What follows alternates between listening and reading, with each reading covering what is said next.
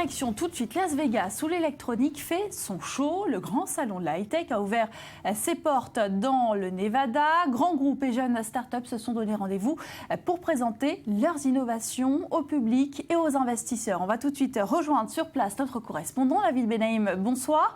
Quelles sont les innovations vedettes de ce salon ?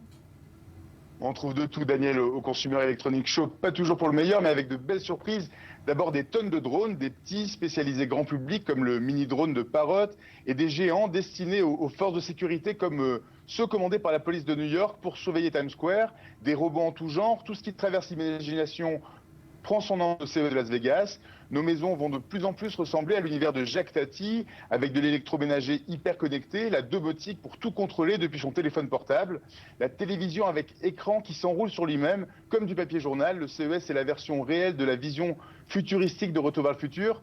Mais avant de découvrir les voitures sans conducteur, les trottinettes électriques dernier cri et les hoverboards nouvelle génération, il faut parcourir à pied l'équivalent de 50 terrains de football. C'est la superficie d'exposition du salon avec plus de 125 000 participants qui sont attendus ici jusqu'à samedi soir.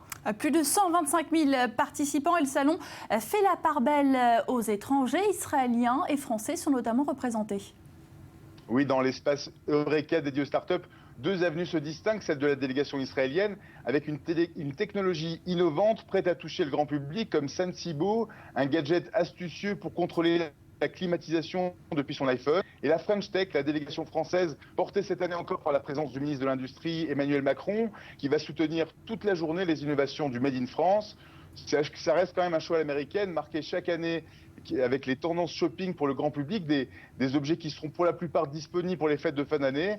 Mais c'est surtout un énorme laboratoire d'idées, comme ces casques de réalité virtuelle pas toujours au point, mais qui permettent aux grands gamins que nous sommes tous de s'aider et d'imaginer un futur encore plus proche du futur de nos souvenirs d'enfance. Alors amusez-vous bien sur place. Merci David Benaïm depuis Las Vegas. Allez,